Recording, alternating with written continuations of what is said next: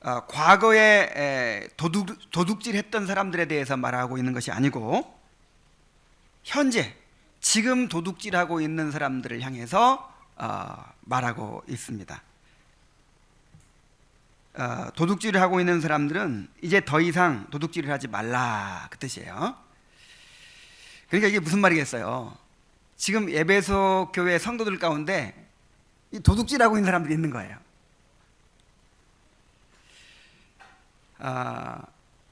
그런데 여기서 이 도둑질한다고 하는 것이 이제 어떤 이 행위였겠는가 하는 것을 우리가 또 살펴볼 필요가 있는데,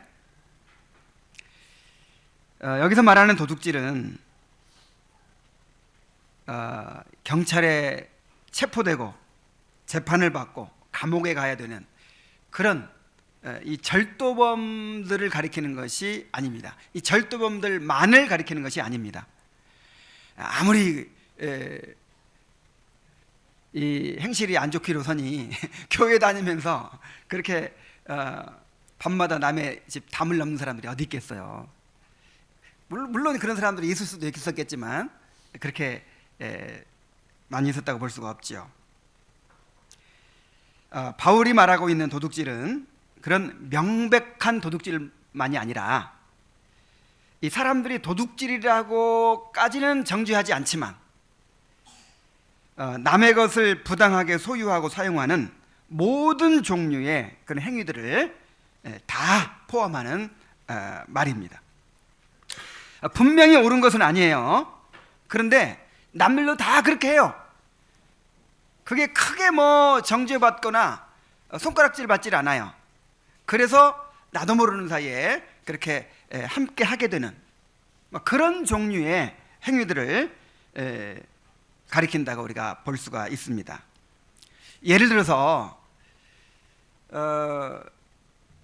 우리가 어렸을 때 이 설이라는 게 있었어요. 설이 해보셨습니까?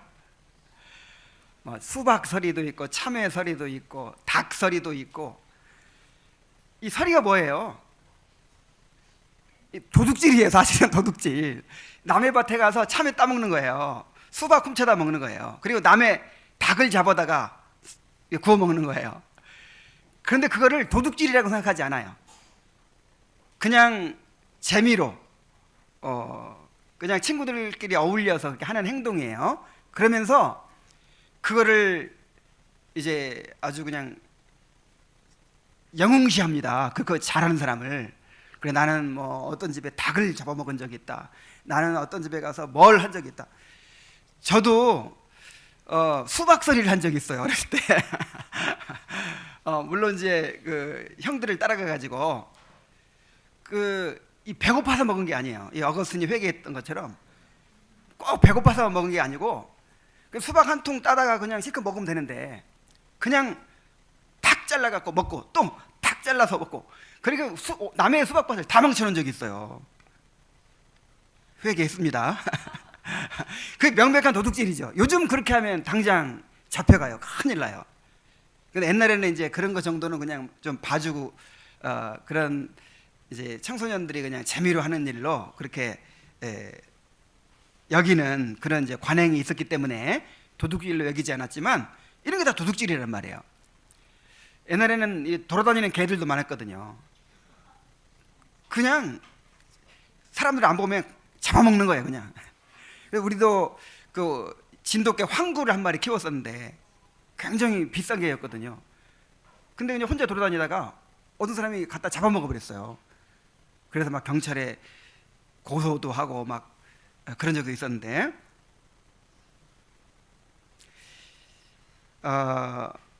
이 당시에 이방 사회에 이러한 습관이 광범위하게 퍼져 있었다고 합니다.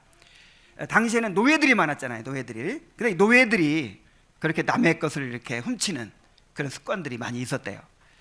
그리고 당시에는 또 이 가난한 일용직 노동자들이 많았는데 일자리는 부족하고 임금은 너무 턱없이 낮았어요. 그래서 도저히 먹고 살 길이 없으니까 그렇게 일터에서든지 아니면 공공장소에서든지 자기 것이 아닌 남의 물건을 이렇게 손대는 일들이 많았다고 합니다. 이런 일들이 광범위하게 이렇게 이제 퍼져 있는 거예요. 그래서 이런 사람들이 예수 믿고 구원받았어요.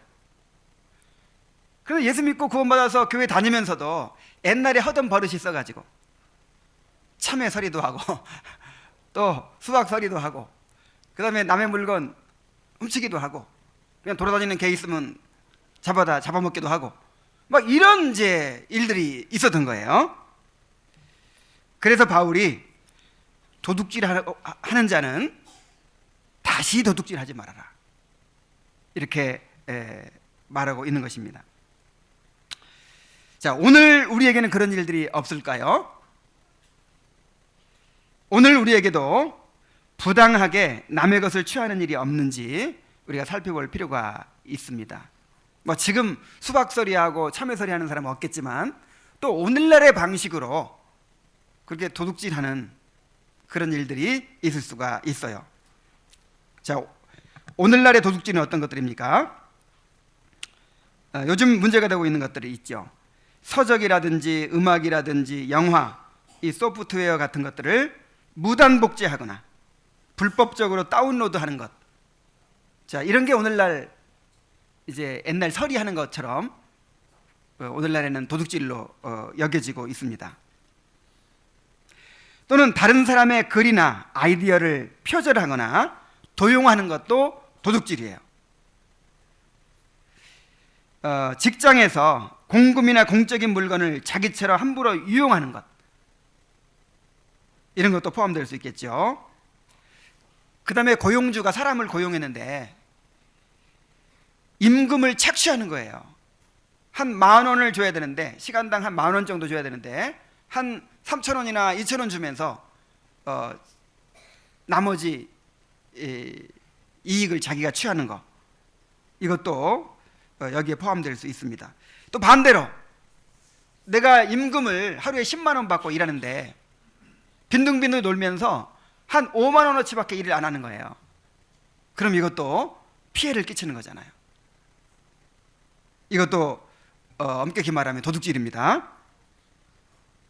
상거래에서 물건값을 지나치게 비싸게 받는 거, 아주 재료도 형편없는 거 사용하면서 그냥 지나치게 많이 받아가지고 그렇게 이익을 너무 많이 남기려고 하는 거, 이것도 옳지 않죠.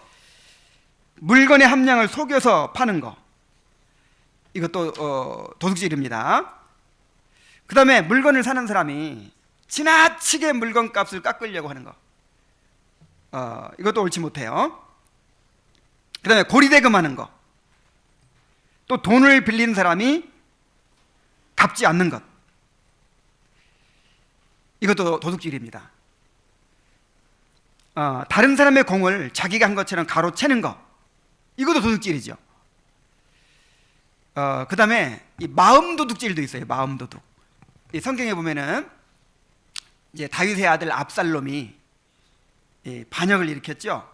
근데 반역을 일으키기 전에 이 정권을 찬탈하는 것 자체도 엄청난 도둑질인데, 그 전에 백성들의 마음을 도둑질합니다. 백성들은 다윗을 존경하죠.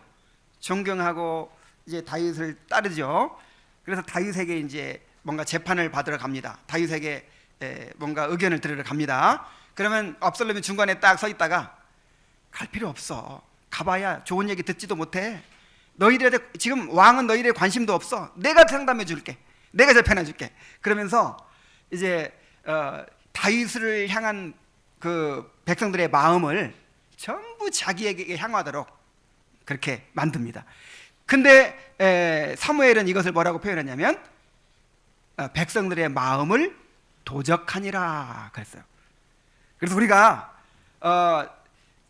어떤 사람이 나만 좋아했으면 좋겠죠.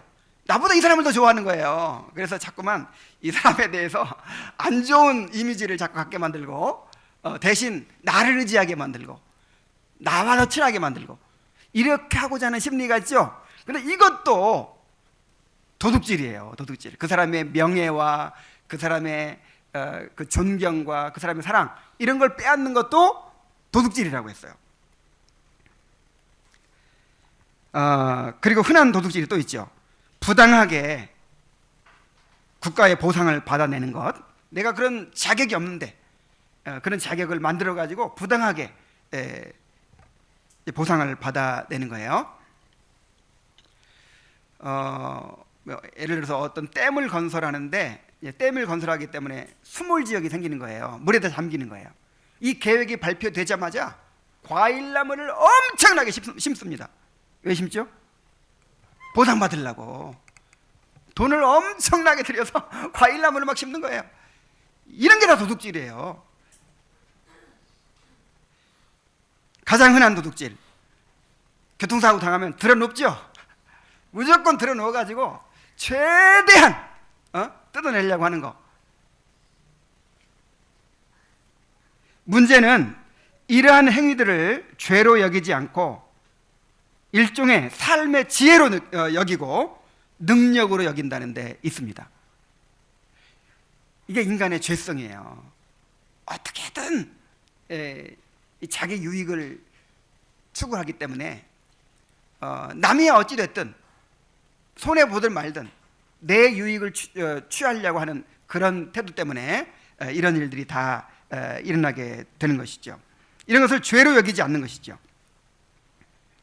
자, 그런데 우리는 더 나아가서 남의 것을 부당하게 빼앗는 것만이 아니라 마땅히 주어야 할 것을 주지 않는 것도 도둑질이라는 것을 알아야 돼요.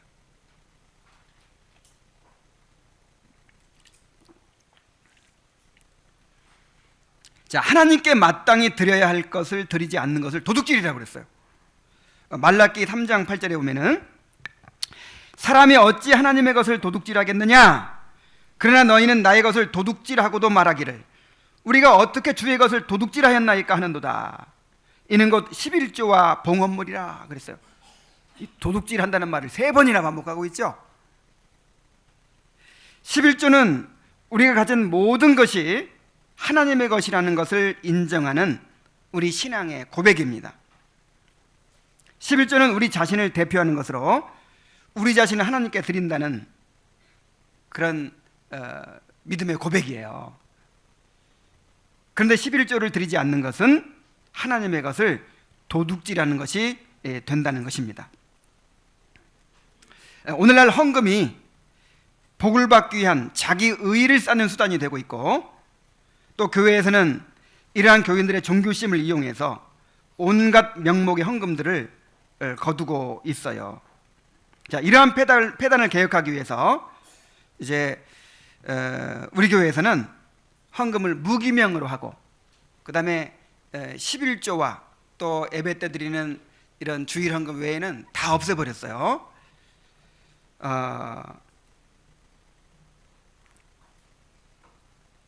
그래서 누가 얼마를 냈는지도 몰라요. 자, 그러면 이제 헌금을 잘 안 드려도 됩니까? 그렇지 않죠. 우리가 복 받기 위해서 드릴 때보다 정말 감사해서 드리는 헌금이 더 풍성해야 돼요. 맞습니까? 우리가 뭔가 율법에 눌려가지고 이거 안 하면 벌 받을 것이다, 이런 두려움 때문에 드릴 때보다 하나님의 은혜에 감사해서 나를 정말 하나님께 드리고 싶어서 그렇게 자발적으로 드리는 헌금이 더 풍성해야 되는 거예요. 야, 우리는 이제 율법에서 해방됐으니까, 야, 이제는 우리는 그렇게 막 헌금 강조 안 하니까, 무기명으로 하니까 뭐 이거 드려도 되고 안 드려도 되고. 여러분, 이것은요, 이건 은혜가 아니에요. 은혜가, 이건 방종이에요.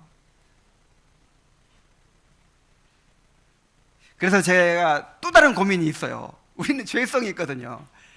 그래서 우리가 이제 7일을 받아야 돼. 7일을 항상 교회 7일을 통해서 이제 이 죄성을 억제하는 그런 것이 필요한데, 그래서 이 주의를 잘 지키도록, 또 가정의 경건 생활을 잘 하도록, 말씀 생활, 기도 생활을 잘 하도록, 이렇게 7일을 받는 것뿐만 아니라 가장 중요한 게 뭐겠어요?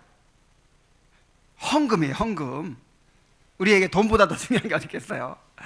정말 헌금을 성실하게 드리도록, 풍성하게 드리도록 우리가 항상 가르침을 받고 또 7일을 받아야 돼요.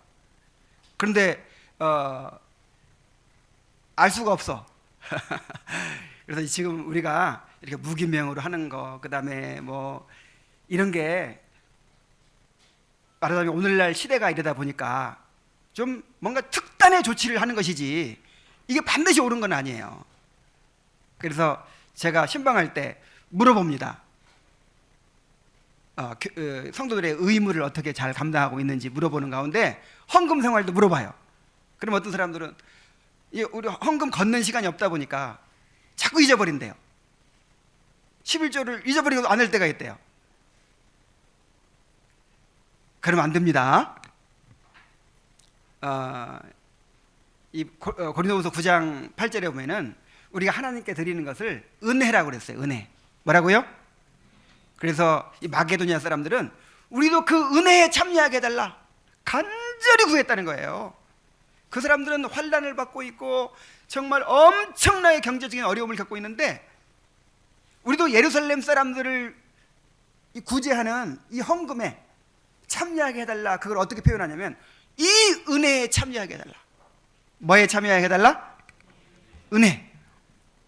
우리가 드릴 수 있는 것은 은혜입니다. 그래서 우리 신앙이 올바로 된다면 더 풍성하게 드리게 돼야 돼요. 더 율법적으로 드리고 뭐 기복적으로 기복신앙 때문에 드리던 것보다 더 풍성하게 드려야 될 줄로 믿습니다.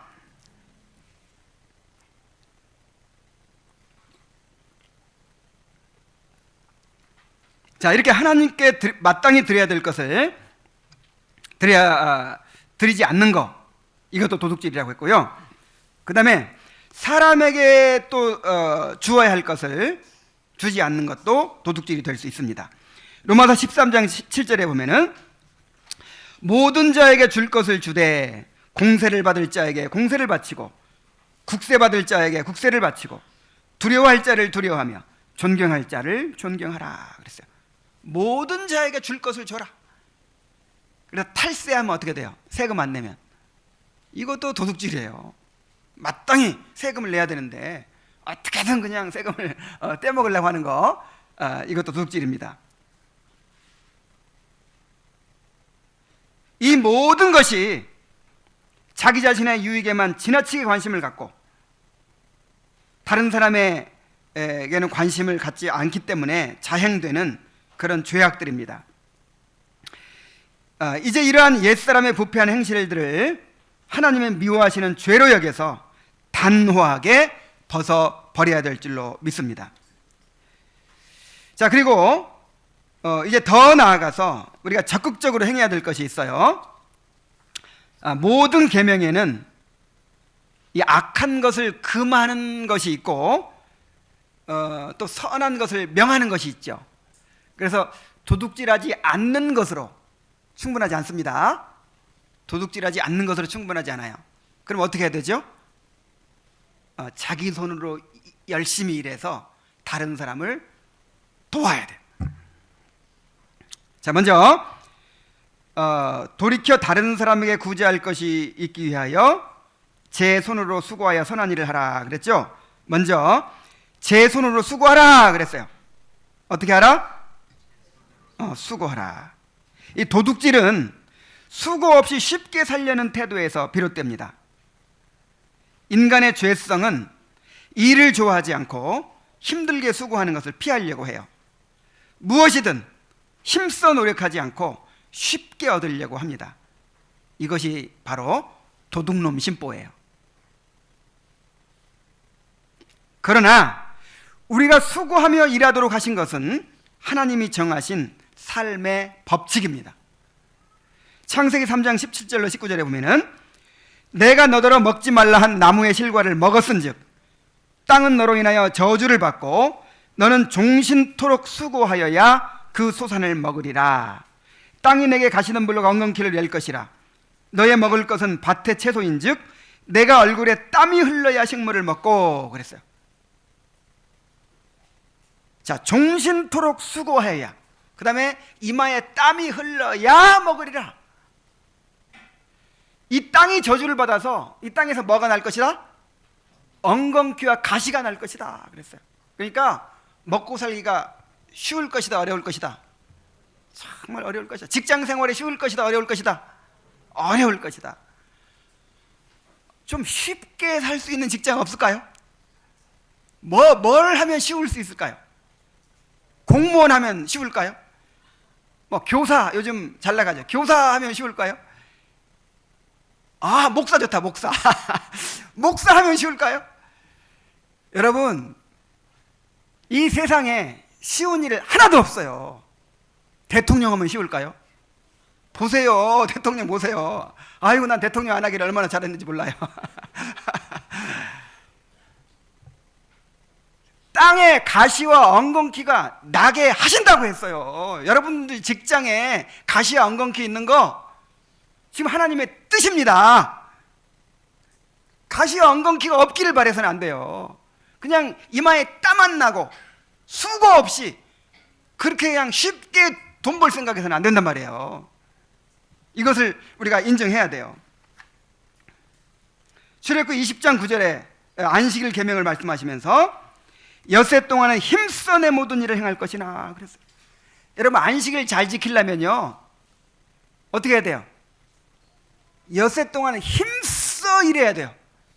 엿새 동안 빈둥거리면서 놀다가 야, 안식일이다, 안식하자, 잘 되겠어요, 안 되겠어요? 이 놀고 먹는 사람은 이 안식일 계명 제대로 지킬 수가 없어요. 엿새 동안 어떻게 해야 돼요? 힘써 일해야 돼요. 힘써. 그 일이 어떤 일이 됐든 힘써 일해야 돼요. 전도서 9장 10절에 내 손이 일을 얻은 대로 힘을 다하여 할지어다. 시편 128편 2절에 내 손이 수고하는 대로 먹을 것이라 그랬어요. 그러니까 축복이 뭡니까? 하나님께서 주시는 축복이 내 손이 수고하는 대로 먹는 거예요. 이걸 오해하면 안 됩니다. 수고하지 않고 거저 먹는 것을 축복이라고 생각하면 안 돼요. 내가 열심히 수고해서 얻은 것이 축복입니다. 그래서 이 서양 사람들은 이 자식들한테 막 유산 많이 안 남겨준다고 하잖아요. 왜냐하면 그것이 뭐가 되지 않기 때문에, 복이 되지 않기 때문에. 하나님은 이렇게 우리가 땀 흘리는 수고를 통해서 살아가게 하심으로 우리의 죄를 억제하시고 우리를 연단하시고 빚어 가십니다. 그러니까 여러분, 이 노동이라고 하는 것은요, 이 저주로 인해 생겼지만 사실은 이것이 우리의 축복이기도 해요. 꼭 저주만이 아닙니다. 만약에 일이 없어 보세요. 오늘날 사람들에게 일이 없이 대한민국에 무슨 뭐 엄청난 유전이 터져가지고 일 안 하고도 하루에 500만 원씩 이렇게 나라에서 주도록 돼 있다고 생각해 봅시다. 어떻게 될까요? 완전히 타락해 버립니다. 완전히 이 나라는 그냥 망하는 거예요. 열심히 일하는 가운데 이 정신이 온전해져요. 건강하게 보존이 돼요. 죄가 억제되는 것입니다. 특히 하나님은 일을 통해서 우리를 빚어가십니다. 우리가 교회에 와서 성경 공부하면서 성화되는 거 아닙니다. 우리를 성화시키는 그 훈련장이 어디입니까? 일터예요. 일터. 다윗을 양치는 이 양치는 일터에서 다윗을 빚으셨잖아요. 야곱을 20년간 라반 밑에서 그렇게 죽을 고생하게 만들어가지고 깨뜨리셨잖아요. 모세가 40년 동안 시내 광야에서 양쳤죠. 그러면서 모세가 완전히 하나님께 굴복하는 사람이 됐어요. 여러분, 직장 생활을 영적인 일과 무관한 일로 생각하지 마십시오. 그 직장에서 하나님께서 여러분을 깨뜨리시고 낮추시고 빚으시고 그리스도의 형상으로 만들어 가십니다. 그래서 직장은 돈 받고 훈련받는 곳이에요. 우리가 돈 주면서 나 좀 훈련시켜 주세요 해야 될 텐데, 돈 받아가면서 훈련받는 곳이 직장입니다. 거기서 훈련 조교들이 많이 있죠.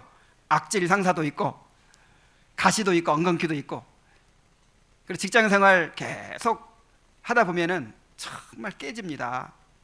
빚어집니다.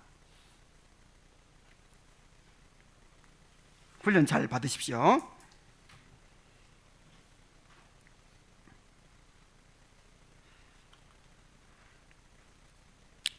그런데 이러한 원리를 저버리고 어떻게든 땀 흘리지 않고 쉽게 살려고 하는 데서 모든 죄악들이 생겨나는 거예요. 모든 문제들이 생겨나는 거예요. 그래서 바울은 이렇게 이야기합니다. 데살로니가서 3장 10절에 우리가 알거니와 우리가 너희와 함께 있을 때에도 너희에게 명하기를 누구든지 일하기 싫어하거든 먹지도 말게 하라 하였더니 그랬어요. 바울 사도는요, 일을 정말 열심히 했어요. 자기 손으로 일해가지고 선교를 했죠. 그러면서 일하기 싫어하는 사람들 어떻게 하지도 말아라? 먹지도 말게 하라. 근데 일하기 싫어하는 사람들이 어떤 사람들이냐면 다 이유가 있어요. 내가 복음 전해야 됩니다. 예수님 오실 날이 얼마 남지 않았으니까 내가 지금 일보다 뭐 해야 된다고요? 복음 전해야 되겠습니다. 그러면서 이제 돌아다니면서 얻어먹고 다니는 거예요. 그 당시에는 이 순회 전도자들을 어느 가정이든지 맞아들여가지고 대접해 주도록 돼 있었어요. 그래서 그 당시에 가장 중요한 미덕이 나그네 대접하는 거죠. 나그네 대접. 자, 요걸 악용해가지고 이제 어느 교회나 가면, 어느 가정이나 가면 이제 여비도 주고 이제 이렇게 먹여주고 하거든요. 그러니까 제가 예루살렘에서 왔습니다. 지금 저 빌립보로 전도하러 가는 길입니다. 물론 실제 전도도 하겠지. 그러니까 근데 이제 일하기 싫어하다 보니까 요즘 뭐 직장 취직하기 막 어려우니까 신학교 나간다고 가는 식으로 힘써 일하기 싫으니까 전도한다는 핑계로 그렇게 하는 사람들이 있었단 말이에요. 그래서 바울 사도가 이런 사람들을 채비 주지 말아라, 이런 사람들 밥 먹이지 말아라, 도와주지 말아라, 이렇게 말한 거예요. 일하기 싫어하거든 어떻게 하지도 말게 하라? 먹지도 말게 하라.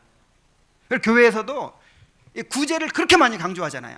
교회에서 가난한 사람 막 구제해야 되죠. 근데 일하기 싫어하는 사람은 도와주지 말라는 거예요. 어쩔 수 없어서 가난한 사람이 있고 게을러서 가난한 사람이 있어요. 그거를 분별해서 그런 사람은 도와주지 말라는 거예요. 그러므로 어떤 일이든 찾아서 열심히 해야 됩니다. 마땅한 일자리가 없다는 이유로 대학을 졸업하고 이제 30이 넘은 사람들이 계속해서 부모에게 용돈을 타쓰고 이런 사람들이 있어요. 우리 교회는 그런 사람이 없기 때문에 내가 이렇게 얘기합니다. 오늘날 이제 그런 사람들이 너무 많죠. 지금 이거 안 됩니다. 무슨 일이든 해야 됩니다.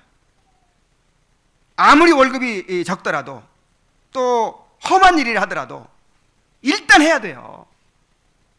할 수 있으면 어떤 일이든 해야 돼요. 부모도 계속해서 주면 안 돼요. 전에 사역하던 교회에서 교회 봉사를 열심히 하는 형제가 있었어요. 어려서부터 아예 교회에서 살았어요. 교회 봉사만 하면서 자랐어요. 근데 이 형제가 교회에서 찬양 인도도 하고 이것저것 맡아서 이제 봉사를 하는데 결혼을 해가지고 직장을 제대로 못 잡고 있는 거예요. 이제 할 수 있는 일이 그 형제는 운전밖에 없대요. 근데 운전으로 취직하려고 하다 보니까 주의를 지키기가 어려운 거예요. 막 격주로 일하고 막 이래가지고. 근데 얼마나 믿음이 좋은지 나는 교회 봉사가 우선입니다. 교회를 봉사, 찬양인도 하고 이거 할 수 없으면 나는 취직할 수 없습니다. 그리고 이제 아내가 막 일을 하고 있고 그래요. 그래서 어느 날 내가 찾아가가지고 이 말씀을 읽어줬어요. 디모데전서 5장 8절 누구든지 자기 친족 특히 자기 가족을 돌보지 아니하면 믿음을 배반한 자요 불신자보다 더 악한 자니라. 여기서 가족을 돌본다 하는 말은 가족을 부양한다 그런 말이에요. 뼈 빠지게 일해서 내 가족을 부양할 줄 모르는 사람, 이런 책임감이 없는 사람은요 믿음을 배반한 자이고 불신자보다 악한 자다 그랬어요. 그래서 지금 당신한테는 이 교회 봉사가 필요한 게 아니고 당장 취직해서 뼈 빠지게 일해서 가족 먹여 살리는 게 당신의 신앙이고 믿음의 고백이라고 그렇게 책망했어요. 그래서 격주로 주의를 지키는 거 감수하고 취직했어요. 물론 사람마다 다 적용이 다를 수 있습니다. 근데 그 사람의 경우는 일하기 싫어해가지고 그런 것이 너무 명백했기 때문에 제가 그렇게 얘기한 거예요. 우리 결혼하려고 하는 형제들 내가 지도할 때 항상 이 구절 얘기해 줍니다. 우리 남자 형제들은 이 구절을 좌우명으로 삼아야 돼요. 자기 가족을 돌보지 아니하면 믿음을 배반한 자라 그랬어요. 불신자보다 악한 자라고 그랬어요. 신앙 문제. 정말 열심히 일하려고 하지 않는 사람은 이게 무슨 성격 문제도 아니고 무슨 환경 문제도 아니고 무슨 문제? 신앙의 문제란 말이에요. 신앙의 문제. 우리는 힘써 일하는 것에 대해서 확신을 가져야 됩니다. 이 본문의 수고하라는 말은 굉장히 강한 표현이에요. 피곤해지기까지 그렇게 일하는 것을 의미합니다. 아침부터 밤늦게까지 수고롭게 일하는 것에 대해서 여러분 억울해하지 마세요. 어쩔 수 없이 일한다고 생각하지 마십시오. 자신과 가족들의 생계를 위해서 이렇게 열심히 일하는 것은 정말 거룩한 일입니다. 하나님이 일할 수 있도록 일자리를 주시고 또 건강을 주신 것에 감사하면서 열심히 일해야 돼요. 그래서 우리가 하는 일의 의미를 알고 확신을 가지고 그렇게 열심히 일하시기 바랍니다. 뭐 좀 어려운 일 생기고 그냥 부당한 일 생기더라도 아이고 가시가 있구나, 엉겅퀴가 있구나, 하나님의 말씀이 조금 더 틀림없구나 그러면서 열심히 일하세요. 자, 이제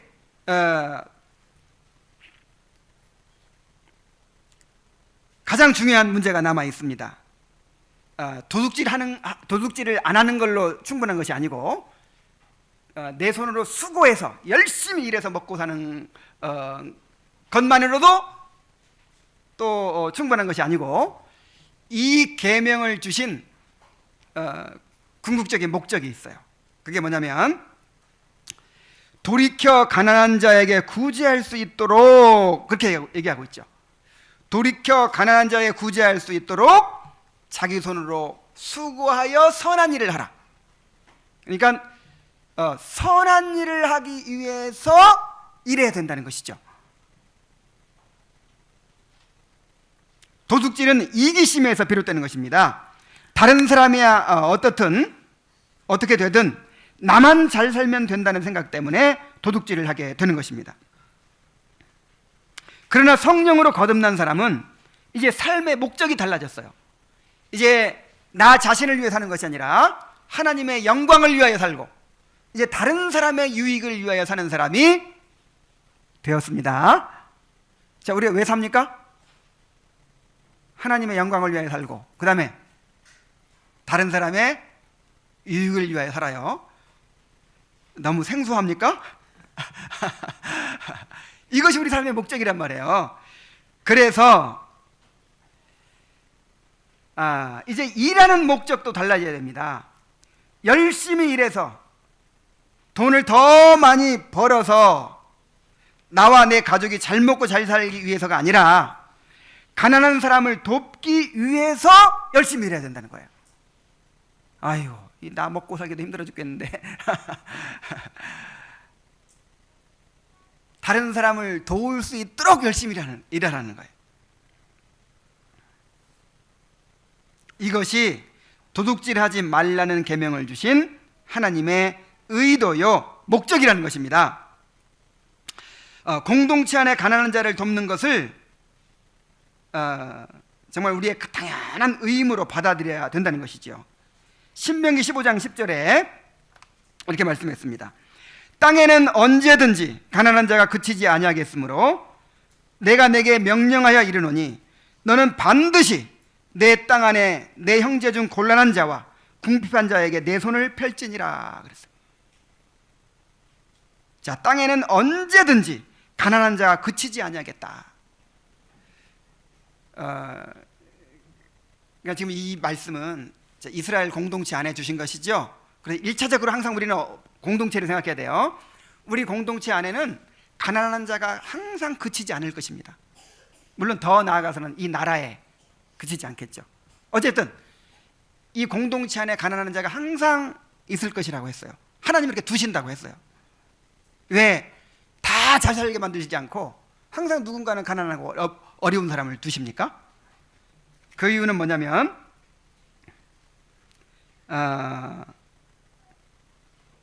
그래야만 우리가 사랑을 실천할 수 있기 때문입니다.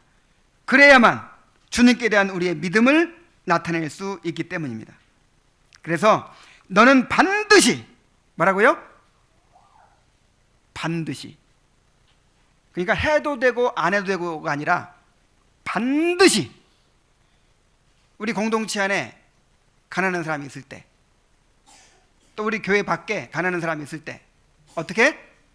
반드시 내 땅 안에 내 형제 중 곤란한 자와 궁핍한 자에게 내 손을 펼지니라 그랬어요.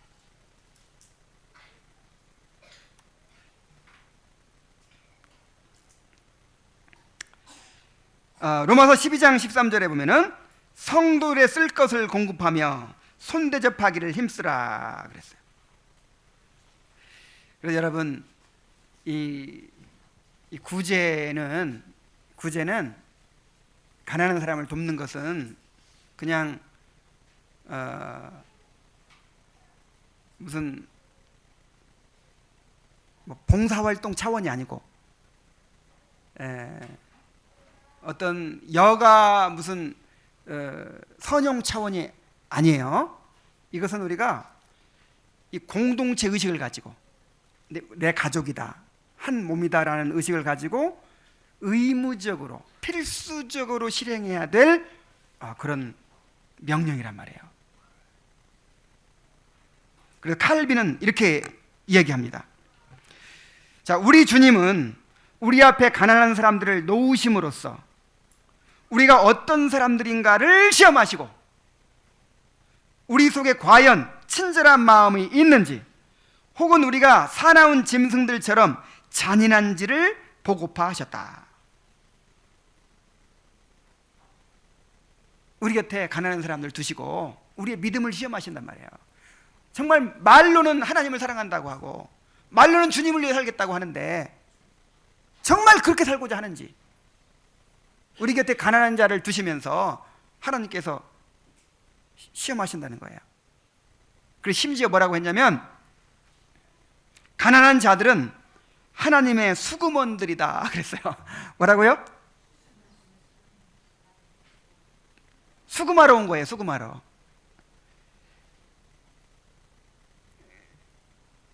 다시 말씀드립니다. 여러분, 구제는 무슨 뭐 봉사활동이 아니고 여가 선용이 아니고, 그래서 여러분 이런 말도 있어요. 이 도덕적 쾌락주의라는 말이 있어요. 도덕적 쾌락주의. 그러니까 막 여유 있는 사람들 적당히 이렇게 봉사하고 그렇게 뭐 내 삶에 지장 안 받는 한도 내에서 적당히 봉사하고 뭐 구제 활동하고 그러면서 즐거워하죠. 보람 있잖아요.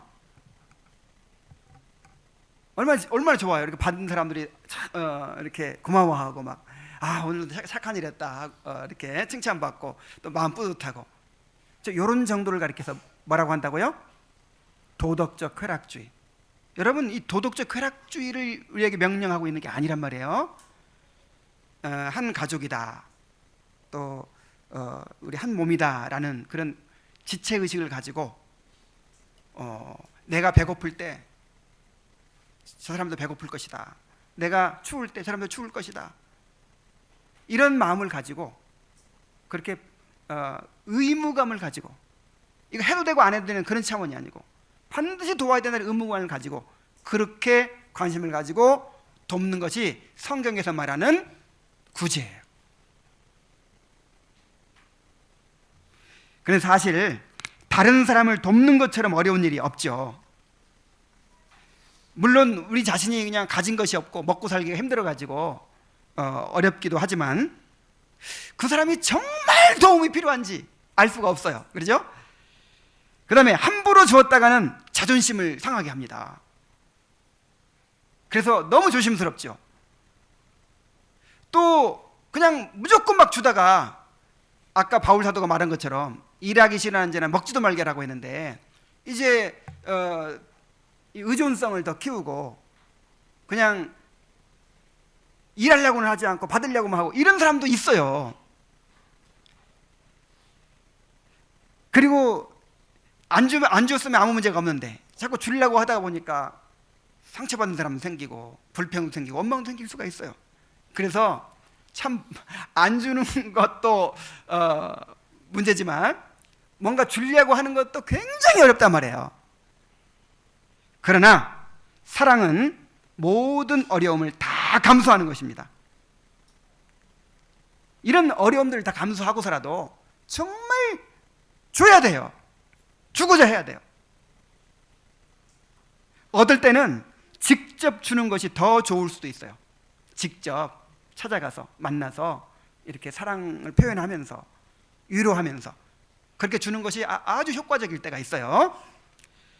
또 얻을 때는 모르게 주는 것이 더 좋을 수도 있어요. 예를 들어서 교회에 헌금할 수 있겠죠. 아무개 가정에 지금 어려움을 당하고 아무개 가정에 전해주세요 하면서 헌금을 하면 그거는 이제 그 가정으로 전달이 될 수 있어요. 받는 사람은 누가 준 줄을 몰라요. 그냥 교회가 준 거예요.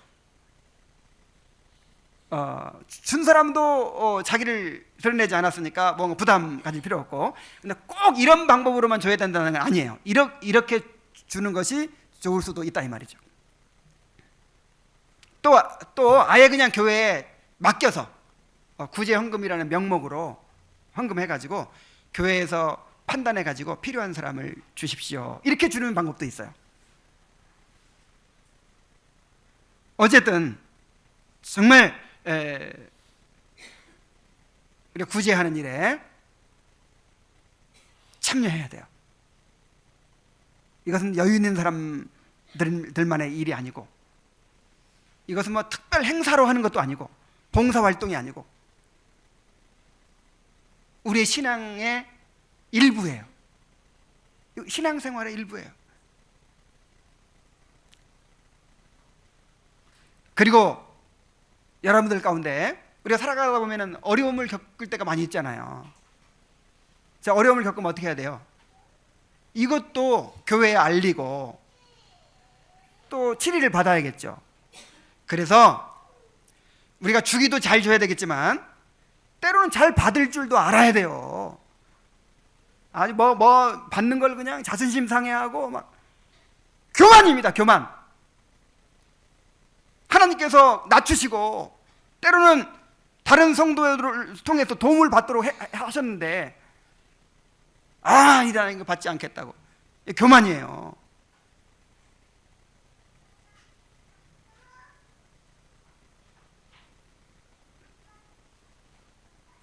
때로는 잘 받을 줄도 알아야 됩니다. 하나님은 가난한 자를 돕는 것을 기뻐하시기 때문에 이 가난한 자를 돕는 일에 대해서 얼마나 많은 약속을 주셨는지 몰라요. 잠언 11장 25절에 보면은 구제를 좋아하는 자는 풍족하여질 것이요 남을 윤택하게 하는 자는 자기도 윤택하여지리라 그랬어요. 잠언 19장 17절에 보면은 가난한 자를 불쌍히 여기는 것은 여호와께 꾸어드리는 것이니 그의 선행을 그에게 갚아주시리라. 이야, 아까 가난한 자는 수구먼이라 그랬죠? 하나님이 보낸 수구먼이에요.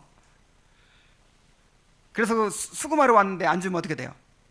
도둑질이에요. 근데 가난한 자를 돕는 것은 하나님께 꾸어드리는 것이다 그랬어요. 반드시 갚아주신다는 거죠. 여러분, 하나님한테 꾸어드렸는데 떼먹겠어요? 우리나라한테 도둑질하지 말라고 하신 분이 시편 37편 25절로 26절에 보면은 내가 어려서부터 늙기까지 의인이 버림을 당하거나 그의 자손이 걸식함을 보지 못하였도다. 자, 의인이 버림을 받거나 그의 자손이 걸식함을 보지 못했대요. 경험적인 증거예요. 야, 의인들은 정말 굶어 죽지 않더라. 그 자손들이 그래도 다 잘 되더라. 이게 지금 경험적으로 다윗이 그렇게 이제 증거를 하는 건데, 그 의인의 삶의 특징을 이렇게 얘기하고 있습니다. 그는 종일토록 은혜를 베풀고 꾸어주니 그의 자손이 복을 받는도다. 의인 하면 뭐예요? 의인의 특징, 베풀며 꾸어주는 거. 자, 의인들이 뭐가 의인이에요? 은혜 받은 사람들이 의인이죠. 은혜를 그렇게 많이 받았으니까 당연히 베풀겠죠. 그래서 은혜 받은 사람의 특징은 베푸는 거예요.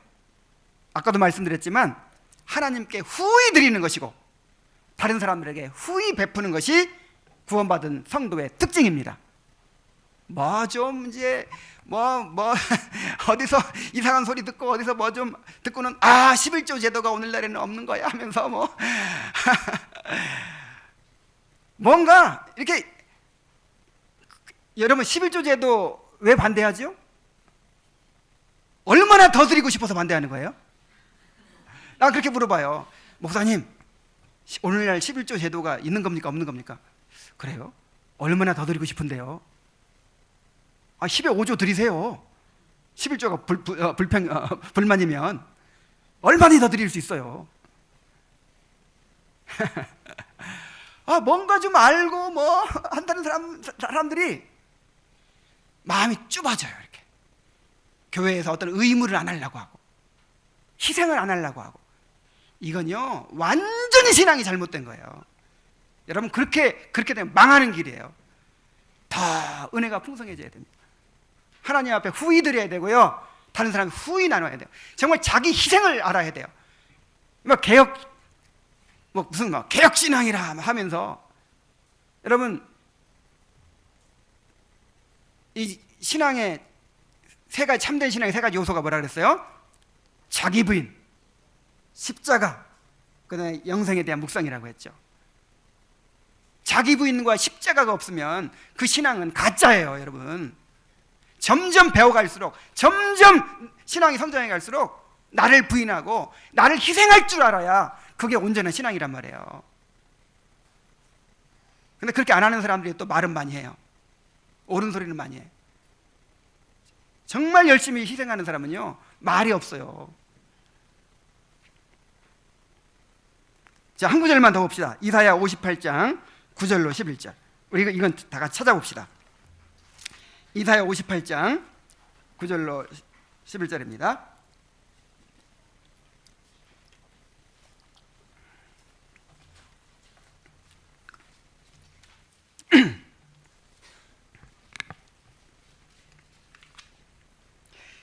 내가 부를 때는 나 여호와가 응답하겠고 내가 부르짖을 때는 말하기를 내가 여기 있다 하리라.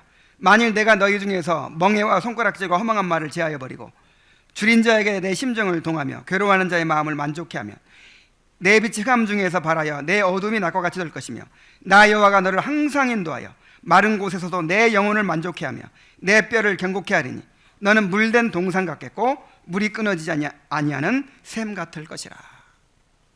여러분, 이 말씀을 여러분들의 마음에 새기기를 바라요.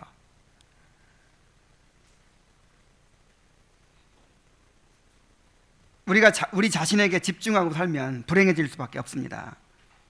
자기 유익을 구하고 살면요, 자기 유익을 추구하는 사람들의 그 나타나는 특징이 뭔지 아세요?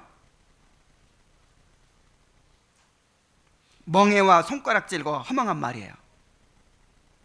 멍에가 뭐냐면 다른 사람에게 짐을 자꾸 지워요. 손가락질 뭡니까? 다른 사람 지적합니다. 다른 사람의 문제를 자꾸 지적하고. 허망한 말이 이 비판하는 말, 비방하는 말을 가리켜요. 그러니까 나한테 집중하다 보면은, 나의 유익을 추구하다 보면은 이제 멍해와 손가락질, 허망한 말이 그 사람의 삶의 특징이 돼요. 이스라엘이 그래서 망했어요. 너희가 정말 복을 받고 싶으면 삶의 방향을 바꾸라는 거예요. 자, 어떻게 바꿉니까? 멍해와 손가락질과 희망을 제하여 버리고 대신 줄인 자에게 심정을 동하며 괴로워하는 자의 마음을 만족해 하며. 이제는 나를 바라보고 나의 유익을 추구하는 삶을 버리고 이제는 줄인 자, 괴로워하는 자, 그런 사람을 돕고자 하는 그런 삶을 살라는 거예요. 자, 그렇게 되면 어떻게 된다고 그랬습니까? 내 빛이 흑암 중에서 발하여 내 어두움이 낮과 같이 될 것이며 나 여호와가 너를 항상 인도하여 마른 곳에서도 내 영혼을 만족해 하며 내 뼈를 견고케 하리니 너는 물된 동상 같겠고 물이 끊어지지 않은 샘 같을 것이라. 축복의 통로가 되는 거죠.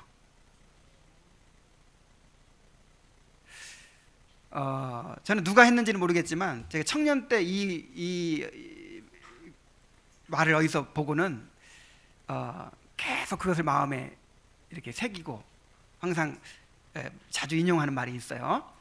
하나님은 다른 사람들을 돕도록 이끄심으로써 나를 도우신다. 우리 한번 따라해 봅시다. 하나님은 다른 사람을 돕도록 이끄심으로써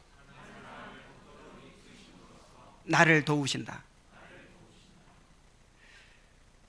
물론 우리와 신앙은 다르지만 참된 신앙을 가졌다고 나는 보지 않지만 그 테레사 수녀의 일화가 있어요. 어떤 사람이 찾아와 가지고 나 자살하려고 합니다. 나 인생의 온갖 문제들 때문에 나 더 이상 살 의욕이 없어서 자살하려고 합니다. 좋습니다. 자살하십시오. 대신 나하고 여기서 몇 달만 같이 있다가 자살하십시오. 그래가지고 그 사람이 이제 그 불황자들 돕는 일을 열심히 하는 겁니다. 정말 비참하게 살아가는 사람들을 열심히 돕는 일을 하고 있어요. 그래 몇 달 하다 보니까 자살하고 싶어요, 안 하고 싶어요? 이제 삶의 의욕이 막 생겨나는 거예요. 삶의 목적이 달라지는 거예요. 하나님은 여러분을 도우시는데 어떻게 도우신다고요? 다른 사람을 향하도록, 나의 유익을 구하는 것이 아니라 다른 사람의 유익을 구하고 다른 사람을 돕도록 나를 이끄심으로써 나를 도우신단 말이에요. 그래서 우리가 막 가난한 자를 도우라, 어려운 사람을 도우라, 이게 나를 위한 거예요. 나를 위한 거. 나를 살리기 위한 거예요. 나를 성장케 하기 위한 거예요.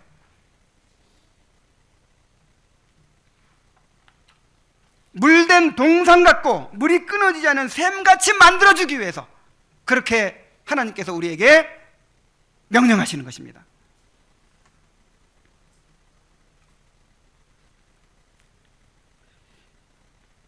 여러분의 삶에서 멍해와 손가락질과 허망한 말을 제하여 버리시기 바랍니다. 이제 시선을 바꾸세요.